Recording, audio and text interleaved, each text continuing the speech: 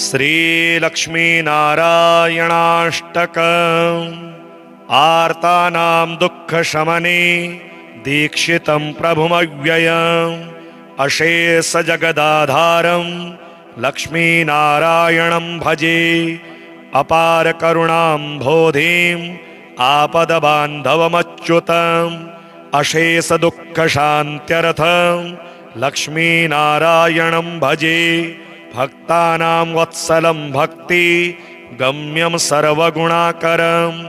अशेष दुःखशान्त्यर्थं लक्ष्मीनारायणं भजे। सुहृदं सर्वभूतानां सर्वलक्षणसंयुतम् अशेष दुःखशान्त्यर्थं लक्ष्मीनारायणं भजे। चिदचित् सर्वजन्तूनां आधारं वरदं परम् अशेष दुःखशान्त्यर्थं लक्ष्मीनारायणं भजे। शङ्खचक्रधरं देवं लोकनाथं दयानिधिम् अशेष दुःखशान्त्यर्थं लक्ष्मीनारायणं भजे। पीताम्बरधरं विष्णुं विलसतसूत्रशोभितम् अशेष दुःखशान्त्यर्थं लक्ष्मीनारायणं भजे। हस्तेन दक्षिणेन यजम् अभयप्रदमक्षरम् अशेष दुःखशान्त्यर्थं लक्ष्मीनारायणं भजे। यः पठेत् प्रातरुत्थाय लक्ष्मीनारायणाष्टकम् विमुक्तः सर्वपापेभ्यः विष्णुलोकं स गच्छति। श्रीपुरुषोत्तमस्तोत्रम् दिव्यभूषण हेम निर्मित भूषितं तुलसी प्रियं ताहि आधर राजशेखर राजपूजित सुंदरं विश्ववंदित चक्रधारक घोषकारक वैभवं नौमितं पुरुषोत्तमं वरदायकं परमेश्वरं गुण्डिचामखधारकं जनरञ्जनं रथहासिनं नीलपर्वत नीलमाधव भक्ततारण दुर्लभं प्रेममिश्रित वारिशीतलचन्दनायित केशवं नौमितं पुरुषोत्तमं वरदायकं परमेश्वरं दारुदेवत सर्वसुन्दर वेशकारित कौशलं श्रीमहाप्रभुरूपमोहक इंदिरा प्रियवल्लभं रतनमण्डप पूज्य पूजक रूपरूपिणमीश्वरं नौमितं पुरुषोत्तमं वरदायकं परमेश्वरं वेणुवादक गोपनायक क्षीरसागर शायिनं राघवं मधुसूदनं भज लक्ष्मणाग्रज धन्विनं शान्तिदायक बुद्ध भास्वर जैन जीवन रक्षकं नौमितं पुरुषोत्तमं वरदायकं परमेश्वरं भोगकारक अन्नखादक दिव्य जीवन यापिनं धर्मरक्षक दुष्टनाशक शिष्टपालनकारितं क्षेत्रपूजित नेत्रमोहक नीरजानन मंजुलं नौमितं पुरुषोत्तमं वरदायकं परमेश्वरं नीलसागर तीर मंदिर सज्जितं सुख संपदं पूर्ण कारण कार्य घोषित भेद बोधित भक्तिदं कूटवंचक कंचलाश्रित हार मंडित कौस्तुभं नौमितं पुरुषोत्तमं वरदायकं परमेश्वरं दर्शनं नवयौवनं कलितं कलेवरधारिणं कोटिभास्कर दीप्ति भूपित देवमानव दुर्लभं नंदिघोष विहार कारण पार्थसारथ भासिनं नौमितं पुरुषोत्तमं वरदायकं परमेश्वरं पाप पंकिलोलक दंडित नंद तारक चंचलं दास भाजन शोकनाशन खेद भेदन सौष्ठवं हे रमावर कृष्ण नागर जानकी चर निर्जरं नौमि तं पुरुषोत्तमं वरदायकं परमेश्वरं। श्रीहरिध्यानस्तोत्र। आदौ प्रेमवती वृषाङ्गजननं सन्नेकतीर्थाटनं दुष्कर्मोपशमं च साधुशरणं सद्धर्मसंस्थापनं सिंहावर्जितभूरियज्ञकरणं मूर्तिप्रतिष्ठापनम् आर्यस्थापनमक्षराख्यगमनं सतसङ्गिसज्जीवनं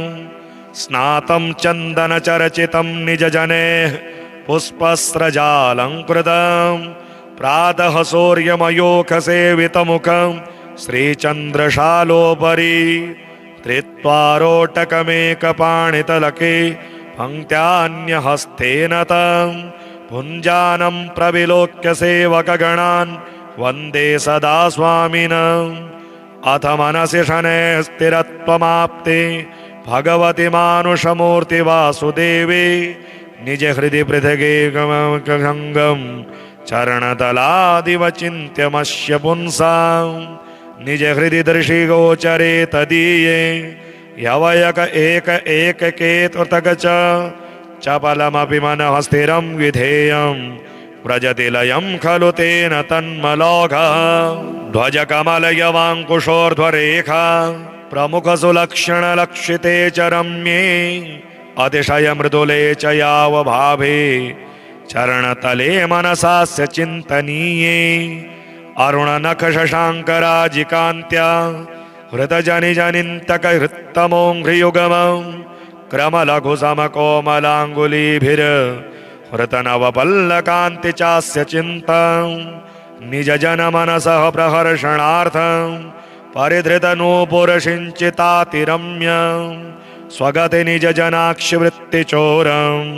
चरणयुगं हृदचिन्तनीयमस्य किसलय मृदुले सुवृत्तजङ्घे क्रमपृथुलेथ सुवर्णोदजानु करिकरसदृशं समं च पीनं निज हृदि शक्तियुगं च चिन्त्यमस्य मृदुघनसितसूक्ष्मदीर्घवासः परिदधुत्तमहेमकाञ्चिबद्धं पृथुलकटियुगं च चिन्तनीयं निज हृदये चिरमस्म्यमक्तवर्तुः उदरमपि लसद्बलित्रयान्तर गतशुभसम्भ्रमनिघ्ननामि कोपं हृदयमरोक्षगन्धिपुष्पहारं समविततं हृदि चिन्त्यमस्य तुङ्गं कनककटकशृङ्गलोर्मिकाभिर्लसदरुणां न जनिभं करद्वयं च दृढतरमतिरस्य बाहुयुगमं निज हृदयेस्य विचिन्त्यमङ्गदाढ्यं विविधमणिविशुद्धहेमसूत्र ग्रथितसुमौक्तिकहारहारिकण्ठः विगतशशलकाङ्कास्य चन्द्रः स्त्रियमनसास्य चिरञ्ज चिन्तनीयं मितहसितविपर्पिदन्तकान्ति प्रथनसमुज्ज्वलगण्डयुग्ममस्य नवनलिनदलायतं विचिन्त्यं निज हृदि चञ्चललोचनद्वयं च श्रवणयुगमलस्य कुण्डलश्रीर्बहुविधपुष्पमयावतं सरम्य तरदलघुविशालभालराजत सतिलककुङ्कुमं चन्द्रकश्च चिन्त्यः असितितिलकलक्ष्मदक्षगण्डे तिलकुसुमोत्तमनासिकान्तिकेऽस्ति विलसदसितबिन्दुरस्य वामे श्रवणपुटे भवतीति चिन्तनीयः विविधकुसुमशेखरालिराजत पटमुकुटं च शिरोस्य चिन्तयित्वा वदनकमलमेव चिन्तकेन स्मितमधुरं चिरकालमस्य चिन्तम् आर्तानां दुःखशमने दीक्षितं प्रभुमव्ययम् अशेषजगदाधारं लक्ष्मीनारायणं भजे अपारकरुणाम्भोधिम् आपदबान्धवमच्युतम् अशेषदुःखशान्त्यर्थं लक्ष्मीनारायणं भजे भक्तानां वत्सलं भक्ति गम्यं सर्वगुणाकरम् अशेषदुःखशान्त्यर्थं लक्ष्मीनारायणं भजे सुहृदं सर्वभूतानां सर्वलक्षणसंयुतम् अशेषदुःखशान्त्यर्थम् लक्ष्मीनारायणं भजे। चिदचित् सर्वजन्तूनाम् आधारं वरदं परम् अशेषदुःखशान्त्यर्थम् लक्ष्मीनारायणं भजे। शङ्खचक्रधरं देवं लोकनाथं दयानिधिम् अशेषदुःखशान्त्यर्थम् लक्ष्मीनारायणं भजे। पीताम्बरधरं विष्णुं विलसतसूत्रशोभितम् अशेषदुःखशान्त्यर्थम् लक्ष्मीनारायणं भजे। हस्तेन दक्षिणेन यजम् अभयप्रदमक्षरम् अशेषदुःखशान्त्यर्थम् लक्ष्मीनारायणं भजे। यः पठेत् प्रातरुत्थाय लक्ष्मीनारायणाष्टकम् विमुक्तः सर्वपापेभ्यः विष्णुलोकं स गच्छति। श्रीपुरुषोत्तमस्तोत्रम् दिव्यभूषण हेम निर्मितभूषितं तुलसी प्रियं ताहि आधर राजशेखर राजपूजित सुंदरं विश्ववंदित चक्रधारक घोषकारक वैभवं नौमितं पुरुषोत्तमं वरदायकं परमेश्वरं गुण्डिचामखधारकं जनरञ्जनं रथहासिनं नीलपर्वत नीलमाधव भक्ततारण दुर्लभं प्रेममिश्रितवारिशीतलचन्दनायित केशवं नौमितं पुरुषोत्तमं वरदायकं परमेश्वरं दारुदेवत सर्वसुन्दर वेशकारित कौशलं श्रीमहाप्रभुरूपमोहक इंदिरा प्रियवल्लभं रतनमण्डप पूज्य पूजक रूपरूपिणमीश्वरं नौमितं पुरुषोत्तमं वरदायकं परमेश्वरं वेणुवादक गोपनायक क्षीरसागर शायिनं राघवं मधुसूदनं भज लक्ष्मणाग्रजधन्विनं शान्तिदायक बुद्धभास्वर जैन जीवन रक्षकं नौमितं पुरुषोत्तमं वरदायकं परमेश्वरं भोगकारक अन्नखादक दिव्य जीवन यापिनं धर्मरक्षक दुष्टनाशक शिष्टपालनकारितं क्षेत्रपूजित नेत्रमोहक नीरजानन मंजुलं नौमितं पुरुषोत्तमं वरदायकं परमेश्वरं नीलसागर तीर मंदिर सज्जितं सुख संपदं पूर्ण कारण कार्य घोषित भेद बोधित भक्तिदं कूटवंचक कंचलाश्रित हार मंडित कौस्तुभं नौमितं पुरुषोत्तमं वरदायकं परमेश्वरं दर्शनं नवयौवनं कलितं कलेवरधारिणं कोटिभास्कर दीप्ति भूपित देवमानव दुर्लभं नंदिघोष विहार कारण पार्थसारथ भासिनं नौमितं पुरुषोत्तमं वरदायकं परमेश्वरं पाप पंकिलोलक दंडित नंद तारक चंचलं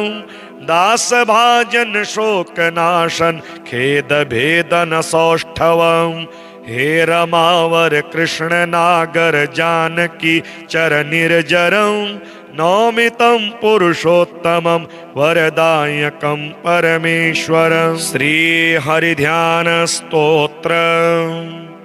आदौ प्रेमवती वृषांग जननं सन्नेकतीर्थाटनं दुष्कर्मोपशमं च साधुशरणं सद्धर्म संस्थापनं सिंहावर्जित भूरि यज्ञकरणं मूर्ति प्रतिष्ठापनं आर्यस्थापनमक्षराख्यगमनं सदसंगी सज्जीवनं स्नातं चन्दनचर्चितं निजजनेः पुष्पस्रजालङ्कृतं प्रातः सूर्यमयूखसेवितमुखं श्रीचन्द्रशालोपरि त्रित्वारोटकमेकपाणितलके पङ्क्त्यान्यहस्तेन तं पुञ्जानं प्रविलोक्य सेवकगणान् वन्दे सदा स्वामिनम्। अथ मनसि शनैः स्थिरत्वमाप्ते भगवति मानुषमूर्ति वासुदेवे निज हृदि पृथगेकमङ्गं चरणतलादिव चिन्त्यमस्य पुंसां निज हृदि दृशिगोचरे तदीये यवयक एक एककेतुर्तक चपलमपि मनः स्थिरं विधेयं व्रजति लयं खलु तेन तन्मलोघः। ध्वजकमलयवाङ्कुशोर्ध्वरेखा प्रमुखसुलक्षणलक्षिते च रम्ये अतिशय मृदुले च यावभावे चरणतले मनसास्य चिन्तनीये। अरुणनखशशाङ्कराजिकान्त्या हृतजनिजनिन्तक हृत्तमोङ्घ्रियुगमं क्रमलघुसमकोमलाङ्गुलीभिर् हृतनवपल्लकान्ति चास्य चिन्तं निज जनमनसः प्रहर्षणार्थं परिधृतनूपुरसिञ्चितातिरम्यं स्वगति निज जनाक्षिवृत्तिचोरं चरणयुगं हृदचिन्तनीयमस्य। किसलय मृदुले सुवृत्तजङ्घे क्रमपृथुलेथ सुवर्णौ करिकरसदृशं समं च पीनं निज हृदि शक्तियुगं च चिन्त्यमस्य। मृदुघनसितसूक्ष्मदीर्घवासः परिदधूत्तमहेमकाञ्चिबद्धं पृथुलकटियुगं च चिन्तनीयं निज हृदये चिरमस्म्यमक्तवर्तुः।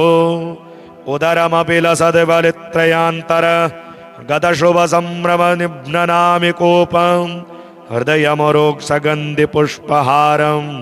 समविततं हृदि चिन्त्यमस्य तुङ्गं कनककटकशृङ्गलोर्मिकाभिर्लसदरुणां न जनिभं करद्वयं च दृढतरमतिरस्य बाहुयुगमं निज हृदयेस्य विचिन्त्यमङ्गदाढ्यं। विविधमणिविशुद्धहेमसूत्र ग्रथितसुमौक्तिकहार हारिकण्ठ विगतशशलकलङ्कास्य चन्द्रः स्त्रियमनसास्य चिरञ्ज चिन्तनीयं। मितहसितविपर्पिदन्तकान्ति प्रथनसमुज्ज्वलगण्डयुग्ममस्य नवनलिनदलायतं विचिन्त्यं निज हृदि चञ्चललोचनद्वयं च श्रवणयुगमलस्य कुण्डलश्रीर्बहुविधपुष्पमयावतं सरम्य तरदलघुविशालभालराजत सतिलककुङ्कुमं चन्द्रकश्च चिन्त्यः। असितितिलकलक्ष्मदक्षगण्डे तिलकुसुमोत्तमनासिकान्तिकेऽस्ति विलसदसितबिन्दुरस्य वामे श्रवणपुटे भवतीति चिन्तनीयः। विविधकुसुमशेखरालिराजत पटमुकुटं च शिरोस्य चिन्तयित्वा वदनकमलमेव चिन्तकेन स्मितमधुरं चिरकालमस्य चिन्तम्। आर्तानां दुःखशमने दीक्षितं प्रभुमव्ययम् अशेष जगदाधारं लक्ष्मीनारायणं भजे। अपार करुणां बोधिं आपदबान्धवमच्युतम् अशेष दुःखशान्त्यर्थं लक्ष्मीनारायणं भजे। भक्तानां वत्सलं भक्ति गम्यं सर्वगुणाकरम् अशेष दुःखशान्त्यर्थं लक्ष्मीनारायणं भजे। सुहृदं सर्वभूतानां सर्वलक्षणसंयुतम् अशेष दुःखशान्त्यर्थं लक्ष्मीनारायणं भजे। चिदचित सर्वजन्तूनाम् आधारं वरदं परम् अशेष दुःखशान्त्यर्थं लक्ष्मीनारायणं भजे। शङ्खचक्रधरं देवं लोकनाथं दयानिधिम् अशेष दुःखशान्त्यर्थं लक्ष्मीनारायणं भजे। पीताम्बरधरं विष्णुं विलसत सूत्रशोभितम् अशेष दुःखशान्त्यर्थं लक्ष्मीनारायणं भजे। हस्तेन दक्षिणेन यजम् अभयप्रदमक्षरम् अशेषदुःखशान्त्यर्थम् लक्ष्मीनारायणं भजे। यः पठेत् प्रातरुत्थाय लक्ष्मीनारायणाष्टकम् विमुक्तः सर्वपापेभ्यः विष्णुलोकं स गच्छति। श्रीपुरुषोत्तमस्तोत्रम् दिव्यभूषण हेम निर्मितभूषितं तुलसी प्रियं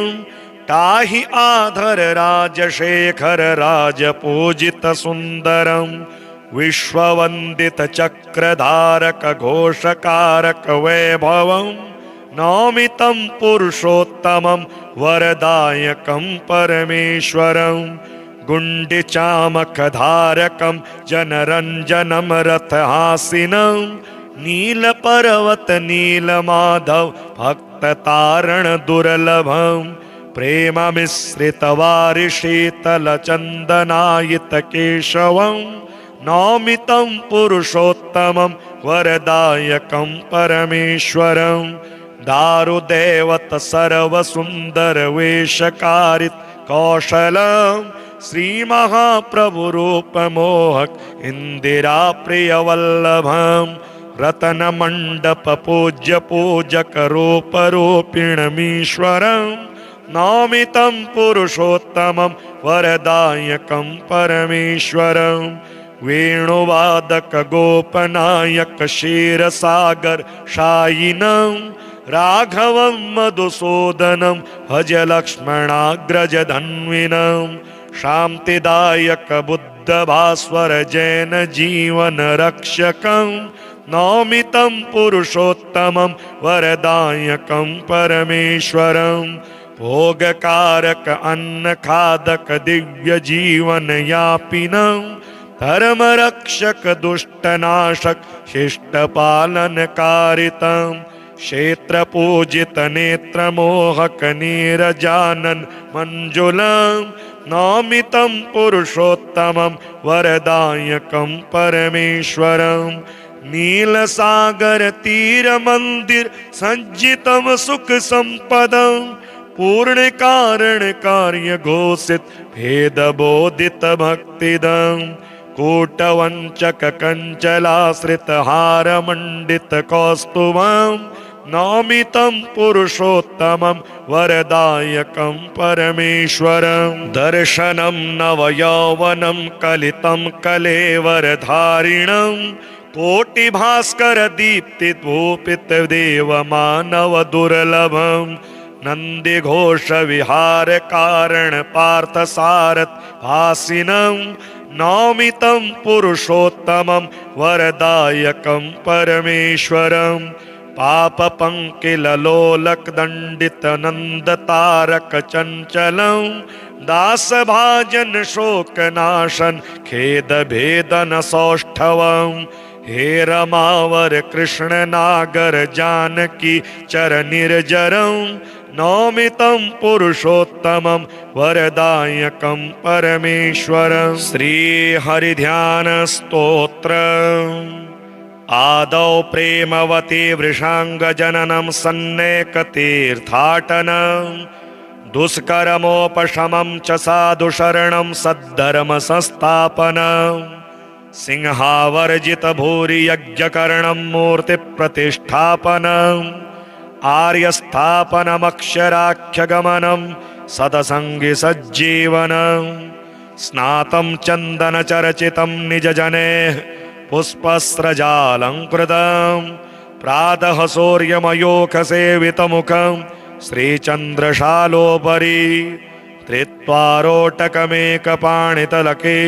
पङ्क्त्यान्यहस्तेन तं भुञ्जानं प्रविलोक्य सेवकगणान् वन्दे सदा स्वामिनम् अथ मनसि शनैः स्थिरत्वमाप्ते भगवति मानुषमूर्ति वासुदेवे निज हृदि पृथगेकमङ्गं चरणतलादिवचिन्त्यमस्य पुंसां निज हृदि दृशिगोचरे तदीये यवयक एक एककेतुर्तक चपलमपि मनः स्थिरं विधेयं व्रजति लयं खलु तेन तन्मलोघः ध्वजकमलयवाङ्कुशोर्ध्वरेखा प्रमुखसुलक्षणलक्षिते च रम्ये अतिशयमृदुले च यावभावे चरणतले मनसास्य चिन्तनीये अरुणनखशशाङ्कराजिकान्त्या हृतजनिजनिन्तकहृत्तमोऽङ्घ्रियुगमं क्रमलघुसमकोमलाङ्गुलीभिर्हृतनवपल्लकान्ति चास्य चिन्तं निजजनमनसः प्रहर्षणार्थं परिधृतनूपुरसिञ्चितातिरम्यं स्वगति निजजनाक्षिवृत्तिचोरं चरणयुगं हृदचिन्तनीयमस्य किसलय मृदुले सुवृत्तजङ्घे क्रमपृथुलेथ सुवर्णो न जानु करिकर सदृशं समं च पीनं निज हृदि शक्तियुगं च चिन्त्यमस्य मृदुघनसित सूक्ष्म दीर्घवासः परिददग्धोत्तम हेमकाञ्चिबद्धं पृथुलकटियुगं च चिन्तनीयं निज हृदये चिरमस्म्यमक्तवर्तुः उदरमपि लसद्बलित्रयान्तर गतशुभसम्भ्रमनिघ्ननामि कोपं हृदयमरोक्षगन्धिपुष्पहारं समविततं हृदि चिन्त्यमस्य तुङ्गं कनककटकशृङ्गलोर्मिकाभिर्लसदरुणां न जनिभं करद्वयं च दृढतरमतिरस्य बाहुयुगमं निज हृदयेस्य विचिन्त्यमङ्गदाढ्यं विविधमणिविशुद्धहेमसूत्र ग्रथितसुमौक्तिकहार हारिकण्ठः विगतशशलकाङ्कास्य चन्द्रः स्त्रियमनसास्य चिरञ्ज चिन्तनीयं मितहसितविपर्पिदन्तकान्ति प्रथनसमुज्ज्वलगण्डयुग्ममस्य नवनलिनदलायतं विचिन्त्यं निज हृदि चञ्चललोचनद्वयं च श्रवणयुगमलस्य कुण्डलश्रीर्बहुविधपुष्पमयावतं सरम्य तरदलघुविशालभालराजत सतिलककुङ्कुमं चन्द्रकश्च चिन्त्यः असितितिलकलक्ष्मदक्षगण्डे तिलकुसुमोत्तमनासिकान्तिकेऽस्ति विलसदसितबिन्दुरस्य वामे श्रवणपुटे भवतीति चिन्तनीयः विविधकुसुमशेखरालिराजत पटमुकुटं च शिरोस्य चिन्तयित्वा वदनकमलमेव चिन्तकेन स्मितमधुरं चिरकालमस्य चिन्तम् आर्तानां दुःखशमने दीक्षितं प्रभुमव्ययम् अशेष जगदाधारं लक्ष्मीनारायणं भजे अपार करुणां बोधिम् आपदबान्धवमच्युतम् अशेष दुःखशान्त्यर्थं लक्ष्मीनारायणं भजे भक्तानां वत्सलं भक्ति गम्यं सर्वगुणाकरम् अशेष दुःखशान्त्यर्थं लक्ष्मीनारायणं भजे सुहृदं सर्वभूतानां सर्वलक्षणसंयुतम् अशेष दुःखशान्त्यर्थं लक्ष्मीनारायणं भजे चिदचित सर्वजन्तूनाम् आधारं वरदं परम् अशेष दुःखशान्त्यर्थं लक्ष्मीनारायणं भजे शङ्खचक्रधरं देवं लोकनाथं दयानिधिम् अशेष दुःखशान्त्यर्थं लक्ष्मीनारायणं भजे पीताम्बरधरं विष्णुं विलसत सूत्रशोभितम् अशेष दुःखशान्त्यर्थं लक्ष्मीनारायणं भजे हस्तेन दक्षिणेन यजम् अभयप्रदमक्षरम् अशेष दुःखशान्त्यर्थं लक्ष्मीनारायणं भजे यः पठेत् प्रातरुत्थाय लक्ष्मीनारायणाष्टकं विमुक्तः सर्वपापेभ्यः विष्णुलोकं स गच्छति। श्रीपुरुषोत्तमस्तोत्रम् दिव्यभूषण हेम निर्मितभूषितं तुलसी प्रियं ताहि आधर राजशेखर राजपूजित सुन्दरं विश्ववन्दितचक्रधारक घोषकारक वैभवं नौमि तं पुरुषोत्तमं वरदायकं परमेश्वरं गुण्डिचामखधारकं जनरञ्जनं रथहासिनं नीलपर्वत नीलमाधव भक्ततारण दुर्लभं प्रेममिश्रितवारिशीतलचन्दनायितकेशवं नौमि तं पुरुषोत्तमं वरदायकं परमेश्वरं दारुदेवत सर्वसुन्दरवेशकारित कौशलं श्रीमहाप्रभुरूपमोहक इन्दिराप्रियवल्लभं रत्नमण्डप पूज्य पूजक रूपरूपिणमीश्वरं नौमि तं पुरुषोत्तमं वरदायकं परमेश्वरं वेणुवादक गोपनायक क्षीरसागर शायिनं राघवं मधुसूदनं भज लक्ष्मणाग्रजधन्विनं शान्तिदायक बुद्धभास्वर जैन जीवन रक्षकं नौमि तं पुरुषोत्तमं वरदायकं परमेश्वरं भोगकारक अन्नखादक दिव्य जीवन यापिनं धर्मरक्षक दुष्टनाशक शिष्टपालनकारितं क्षेत्रपूजित नेत्रमोहक नीरजानन मंजुलं नौमि तं पुरुषोत्तमं वरदायकं परमेश्वरं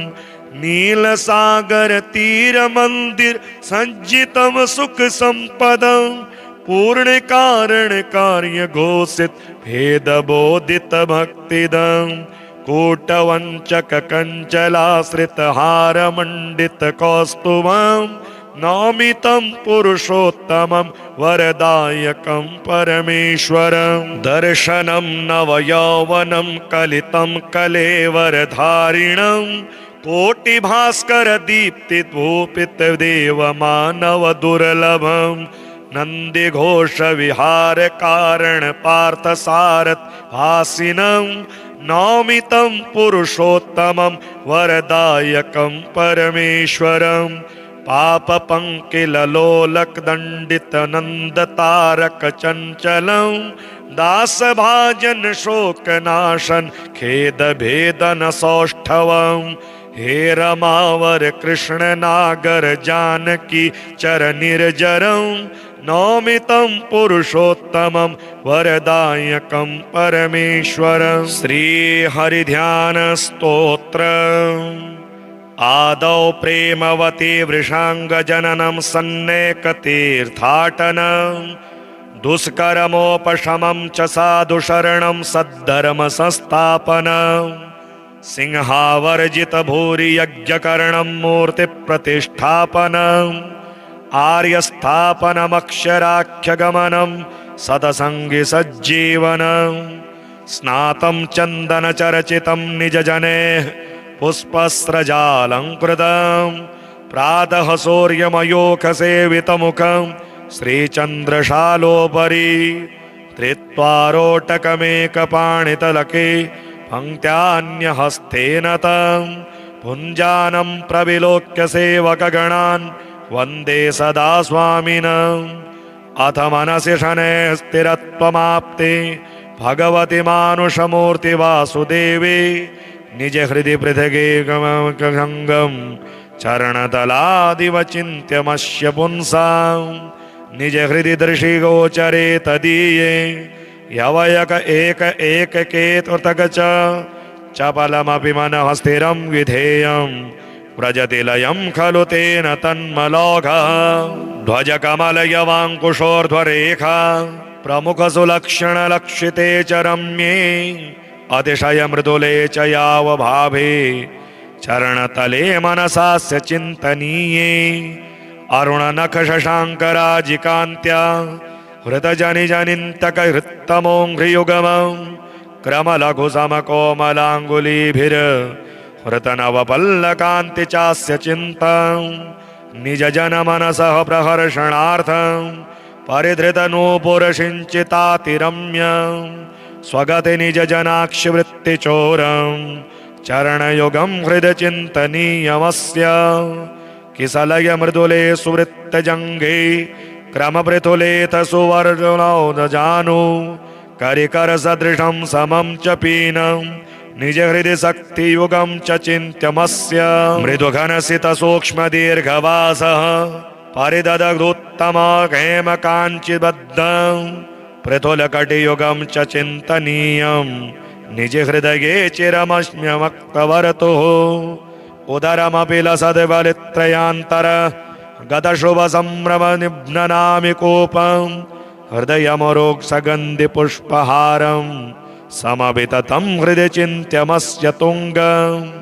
कनककटकशृङ्गलोर्मिकाभिर् लसदरुणां न जनिभं करद्वयं च दृढतरमतिरस्य बाहुयुगमं निज हृदयेस्य विचिन्त्यमङ्गदाढ्यं विविधमणिविशुद्धहेमसूत्र ग्रथितसुमौक्तिकहार हारिकण्ठः विगतशशलकलङ्कास्य चन्द्रः स्त्रियमनसास्य चिरञ्ज चिन्तनीयं मितहसितविपर्पिदन्तकान्ति प्रथनसमुज्ज्वलगण्डयुग्ममस्य नवनलिनदलायतं विचिन्त्यं निज हृदि चञ्चललोचनद्वयं च श्रवणयुगमलस्य कुण्डलश्रीर्बहुविधपुष्पमयावतं सरम्य तरदलघुविशालभालराजत सतिलककुङ्कुमं चन्द्रकश्च चिन्त्यः असितितिलकलक्ष्मदक्षगण्डे तिलकुसुमोत्तमनासिकान्तिकेऽस्ति विलसदसितबिन्दुरस्य वामे श्रवणपुटे भवतीति चिन्तनीयः विविधकुसुमशेखरालिराजत पटमुकुटं च शिरोस्य चिन्तयित्वा वदनकमलमेव चिन्तकेन स्मितमधुरं चिरकालमस्य चिन्तम् आर्तानां दुःखशमने दीक्षितं प्रभुमव्ययम् अशेष जगदाधारं लक्ष्मीनारायणं भजे अपार करुणां बोधिम् आपदबान्धवमच्युतम् अशेष दुःखशान्त्यर्थं लक्ष्मीनारायणं भजे भक्तानां वत्सलं भक्ति गम्यं सर्वगुणाकरम् अशेष दुःखशान्त्यर्थं लक्ष्मीनारायणं भजे सुहृदं सर्वभूतानां सर्वलक्षणसंयुतम् अशेष दुःखशान्त्यर्थं लक्ष्मीनारायणं भजे चिदचित् सर्वजन्तूनाम् आधारं वरदं परम् अशेष दुःखशान्त्यर्थं लक्ष्मीनारायणं भजे शङ्खचक्रधरं देवं लोकनाथं दयानिधिम् अशेष दुःखशान्त्यर्थं लक्ष्मीनारायणं भजे पीताम्बरधरं विष्णुं विलसत सूत्रशोभितम् अशेष दुःखशान्त्यर्थं लक्ष्मीनारायणं भजे हस्तेन दक्षिणेन यजम् अभयप्रदमक्षरम् अशेष दुःखशान्त्यर्थं लक्ष्मीनारायणं भजे यः पठेत् प्रातरुत्थाय लक्ष्मीनारायणाष्टकं विमुक्तः सर्वपापेभ्यः विष्णुलोकं स गच्छति। श्रीपुरुषोत्तमस्तोत्रम् दिव्यभूषण हेम निर्मितभूषितं तुलसी प्रियं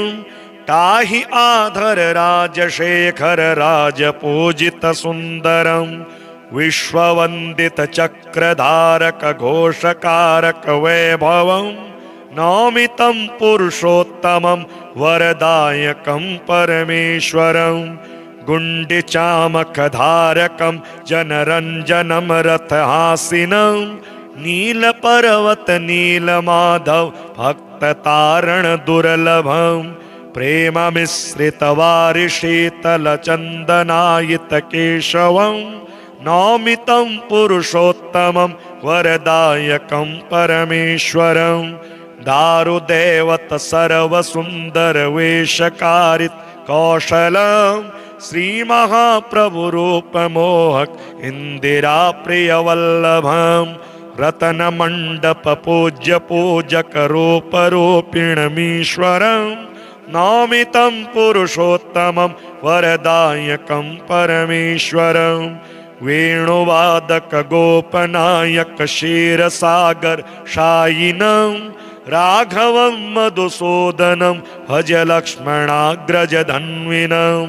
शान्तिदायक बुद्ध भास्वर जैन जीवन रक्षकं नौमितं पुरुषोत्तमं वरदायकं परमेश्वरं भोगकारक अन्न खादक दिव्य जीवन यापिनं धर्म रक्षक दुष्टनाशक शिष्ट पालन कारितं क्षेत्र पूजित नेत्र मोहक नीरजानन मंजुलं नौमितं पुरुषोत्तमं वरदायकं परमेश्वरं नील सागर तीर मंदिर सज्जितं सुख संपदं पूर्ण कारण कार्य घोषित भेद बोधित भक्तिदं कूटवंचक कंचलाश्रित हार मंडित कौस्तुभं नौमितं पुरुषोत्तमं वरदायकं परमेश्वरं दर्शनं नवयौवनं कलितं कलेवरधारिणं कोटिभास्कर दीप्ति भूपित देव मानव दुर्लभं नंदी घोष विहार कारण पार्थ सारथ भासिनं नौमितं पुरुषोत्तमं वरदायकं परमेश्वरं पाप पंकिल लोलक दंडित नंद तारक चंचलं दास भाजन शोक नाशन खेद भेदन सौष्ठवं हे रमावर कृष्ण नागर जानकी चर निर्जरं नौमितं पुरुषोत्तमं वरदायकं परमेश्वरं श्री हरिध्यान स्तोत्र आदौ प्रेमवती वृषांग जननं सन्नेकतीर्थाटनं दुष्कर्मोपशमं च साधु शरणं सद्धर्म संस्थापनं सिंहावर्जित भूरि यज्ञकरणं मूर्ति प्रतिष्ठापनम् आर्यस्थापनमक्षराख्यगमनं सदसंगि सज्जीवनं स्नातं चन्दनचर्चितं निजजनेः पुष्पस्रजालङ्कृतं प्रातः सूर्यमयूखसेवितमुखं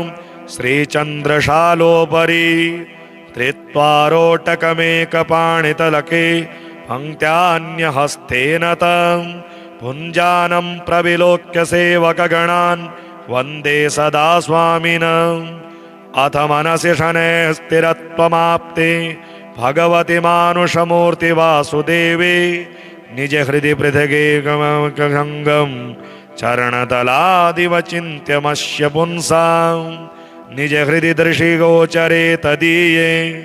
यवयक एक एककेतुर्तक चपलमपि मनः स्थिरं विधेयम्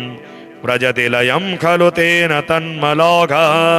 ध्वजकमलयवाङ्कुशोर्ध्वरेखा प्रमुखसुलक्षणलक्षिते च रम्ये अतिशय मृदुले च यावभावे चरणतले मनसास्य चिन्तनीये अरुणनखशशाङ्कराजिकान्त्या हृतजनिजनिन्तकहृत्तमोङ्घ्रियुगमं क्रमलघुसमकोमलाङ्गुलीभिर् हृतनवपल्लकान्ति चास्य चिन्तं निजजनमनसः प्रहर्षणार्थं परिधृतनूपुरसिञ्चितातिरम्यं स्वगति निजजनाक्षिवृत्तिचोरं चरणयुगं हृदचिन्तनीयमस्य किसलय मृदुले सुवृत्तजङ्घे क्रमपृथुलेथ सुवर्णौ करिकरसदृशं समं च पीनं निज हृदि शक्तियुगं च चिन्त्यमस्य मृदुघनसित सूक्ष्म दीर्घवासः परिददग्धुत्तम हेमकाञ्चिबद्धं पृथुलकटियुगं च चिन्तनीयं निज हृदये चिरमस्म्यमक्तवर्तुः उदरमपि लसद्बलित्रयान्तर गतशुभसम्भ्रमनिघ्ननामि कोपं हृदयमरोक्षगन्धिपुष्पहारं समविततं हृदि चिन्त्यमस्य तुङ्ग कनककटकशृङ्गलोर्मिकाभिर्लसदरुणां न जनिभं करद्वयं च दृढतरमतिरस्य बाहुयुगमं निज हृदयेस्य विचिन्त्यमङ्गदाढ्यं विविधमणिविशुद्धहेमसूत्र ग्रथितसुमौक्तिकहार हारिकण्ठ विगदशशरकलङ्कास्य चन्द्रः स्त्रियमनसास्य चिरञ्जचिन्तनीय मितहसितविपर्पिदन्तकान्ति प्रथनसमुज्ज्वलगण्डयुग्ममस्य नवनलिनदलायतं विचिन्त्यं निजहृदि चञ्चललोचनद्वयं च श्रवणयुगमलस्य कुण्डलश्रीर्बहुविधपुष्पमयावतं सरम्य तरदलघुविशालभालराजत सतिलककुङ्कुमं चन्द्रकश्च चिन्त्यः असितितिलकलक्ष्मदक्षगण्डे तिलकुसुमोत्तमनासिकान्तिकेऽस्ति विलसदसितबिन्दुरस्य वामे श्रवणपुटे भवतीति चिन्तनीयः विविधकुसुमशेखरालिराजत पटमुकुटं च शिरोस्य चिन्तयित्वा वदनकमलमेव चिन्तकेन स्मितमधुरं चिरकालमस्य चिन्तम् आर्तानां दुःखशमने दीक्षितं प्रभुमव्ययम् अशेषजगदाधारं लक्ष्मीनारायणं भजे अपारकरुणाम्भोधिम् आपदबान्धवमच्युतम् अशेषदुःखशान्त्यर्थं लक्ष्मीनारायणं भजे भक्तानां वत्सलं भक्ति गम्यं सर्वगुणाकरम् अशेषदुःखशान्त्यर्थं लक्ष्मीनारायणं भजे सुहृदं सर्वभूतानां सर्वलक्षणसंयुतम् अशेषदुःखशान्त्यर्थं लक्ष्मीनारायणं भजे चिदचित् सर्वजन्तूनाम् आधारं वरदं परम् अशेषदुःखशान्त्यर्थं लक्ष्मीनारायणं भजे शङ्खचक्रधरं देवं लोकनाथं दयानिधिम् अशेषदुःखशान्त्यर्थं लक्ष्मीनारायणं भजे पीताम्बरधरं विष्णुं विलसतसूत्रशोभितम् अशेषदुःखशान्त्यर्थं लक्ष्मीनारायणं भजे हस्तेन दक्षिणेन यजम् अभयप्रदमक्षरम् अशेषदुःखशान्त्यर्थं लक्ष्मीनारायणं भजे यः पठेत् प्रातरुत्थाय लक्ष्मीनारायणाष्टकं विमुक्तः सर्वपापेभ्यः विष्णुलोकं स गच्छति। श्रीपुरुषोत्तमस्तोत्रम् दिव्यभूषण हेम निर्मितभूषितं तुलसीप्रियं ताहि आधर राजशेखर राजपूजित सुन्दरं विश्ववन्दित चक्रधारक घोषकारक वैभवं नौमि तं पुरुषोत्तमं वरदायकं परमेश्वरं गुण्डिचामखधारकं जनरञ्जनं रथहासिनं नीलपर्वत नीलमाधव भक्ततारण दुर्लभं प्रेममिश्रितवारिशीतलचन्दनायितकेशवं नौमि तं पुरुषोत्तमं वरदायकं परमेश्वरं दारुदेवत सर्वसुन्दरवेशकारित कौशलं श्रीमहाप्रभुरूपमोहक इन्दिराप्रियवल्लभं रतनमण्डप पूज्य पूजक रूपरूपिणमीश्वरं नौमि तं पुरुषोत्तमं वरदायकं परमेश्वरं वेणुवादक गोपनायक क्षीरसागर शायिनं राघवं मधुसूदनं भज लक्ष्मणाग्रजधन्विनं शान्तिदायक बुद्धभास्वर जैन जीवन रक्षकं नौमि तं पुरुषोत्तमं वरदायकं परमेश्वरं भोगकारक अन्न खादक दिव्य जीवन यापिनं धर्मरक्षक दुष्टनाशक शिष्ट पालन कारितं क्षेत्र पूजित नेत्र मोहक नीरजानन मंजुलं नौमितं पुरुषोत्तमं वरदायकं परमेश्वरं नील सागर तीर मंदिर सज्जितम सुख संपदं पूर्ण कारण कार्य घोषित भेद बोधित भक्तिदं कूटवंचक कंचलाश्रित हार मंडित कौस्तुभं नौमितं पुरुषोत्तमं वरदायकं परमेश्वरं दर्शनं नवयौवनं कलितं कलेवरधारिणं कोटिभास्कर दीप्ति भूपित देव मानव दुर्लभं नंदी घोष विहार कारण पार्थ सारथ भासिनं नौमितं पुरुषोत्तमं वरदायकं परमेश्वरं पाप पंकिलोलक दंडित नंद तारक चंचलं दास भाजन शोक नाशन खेद भेदन सौष्ठवं हे रमावर कृष्ण नागर जानकी चर निर्जरं नौमितं पुरुषोत्तमं वरदायकं परमेश्वरं श्री हरिध्यान स्तोत्र आदौ प्रेमवती वृषांग जननं सन्नेकतीर्थाटनं दुष्कर्मोपशमं च साधु शरणं सद्धर्म संस्थापनं सिंहावर्जित भूरि यज्ञकरणं मूर्ति प्रतिष्ठापनम् आर्यस्थापनमक्षराख्यगमनं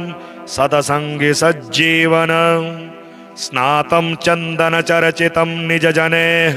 पुष्पस्रजालंकृतं प्रातः सूर्यमयूखसेवितमुखं श्रीचन्द्रशालोपरि धृत्वारोटकमेकपाणितलके पङ्क्त्यान्यहस्तेन तं भुञ्जानं प्रविलोक्य सेवकगणान् वन्दे सदा स्वामिनम् अथ मनसि शनैः स्थिरत्वमाप्ते भगवति मानुषमूर्ति वासुदेवे निज हृदि पृथगेकसङ्गं चरणतलादिवचिन्त्यमस्य पुंसां निज हृदि दृशिगोचरे तदीये यवयक एक एककेतुर्तक चपलमपि मनः स्थिरं विधेयं व्रजति लयं खलु तेन तन्मलोघः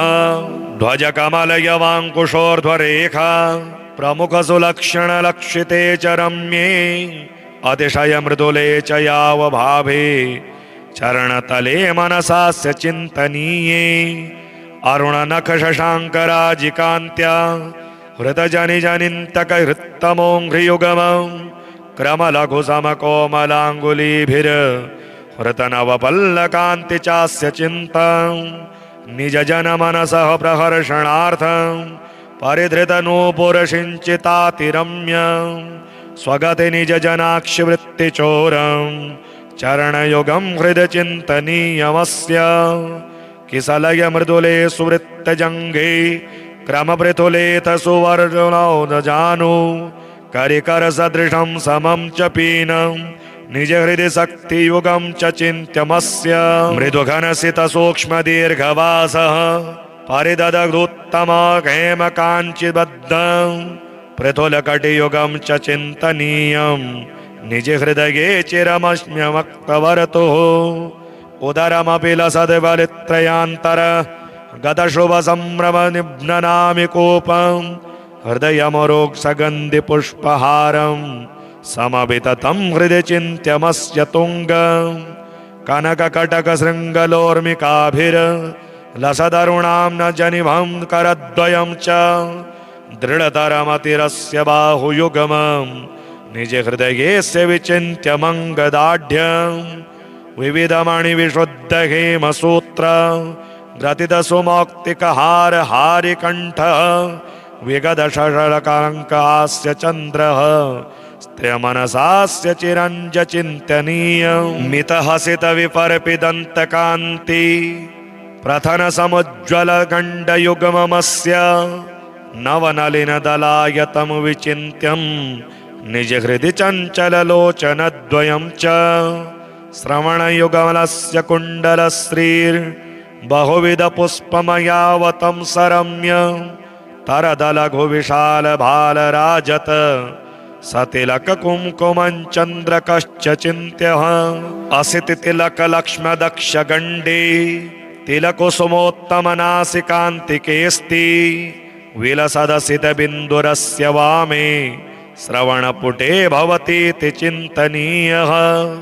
विविधकुसुमशेखरालिराजत पटमुकुटं च शिरोस्य चिन्तयित्वा वदनकमलमेव चिन्तकेन स्मितमधुरं चिरकालमस्य चिन्ता।